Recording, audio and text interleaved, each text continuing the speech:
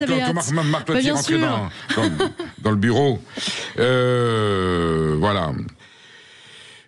Eh bien, nous avons un cafouillage présidentiel au sommet de l'État.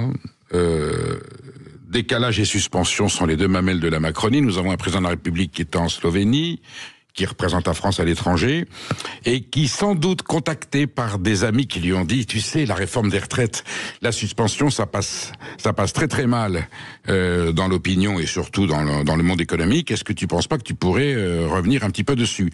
Je pense que le président de la République entend ses amis lui dire que ça, c'est une concession qu'on peut pas faire puisque c'est la réforme de son quinquennat.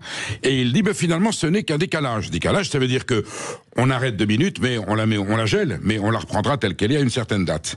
Et là, évidemment, j'allais dire toute la négociation, la conciliation que Sébastien Lecornu a pu obtenir avec la gauche pour éviter la motion de censure et voter le budget tombe à l'eau. Et le Premier ministre est obligé, en pleine séance de l'Assemblée nationale, de rassurer. On voit bien, il rassure. Il y a Boris Vallaud qui est là, qui écoute. Mais qu'est-ce qui se passe? Et qui dit non, on s'en tient. Il y aura bien une suspension et cette retraite, autrement dit, nous allons la repenser et la revoter complètement. Donc c'est la première fois que l'on voit un Premier ministre dans la Ve République recadrer un président de la République. Faute de goût du président de la République, on ne s'exprime pas sur des questions intérieures, surtout si elles sont sujettes à polémique depuis l'étranger. Et finalement, on a compris, grâce à ce cafouillage, que l'article 20 de la Constitution, qui dit que le gouvernement détermine et conduit la politique de la nation, est strictement appliqué par Sébastien Lecornu. Il a bien la carte blanche et cette négociation sur la réforme de retraite, cette remise en cause sera bien menée à terme, tel que convenu avec le Parti Socialiste et pas selon les humeurs du président de la République. C'est quand même, une fois de plus, j'allais dire, après les bijoux du Louvre,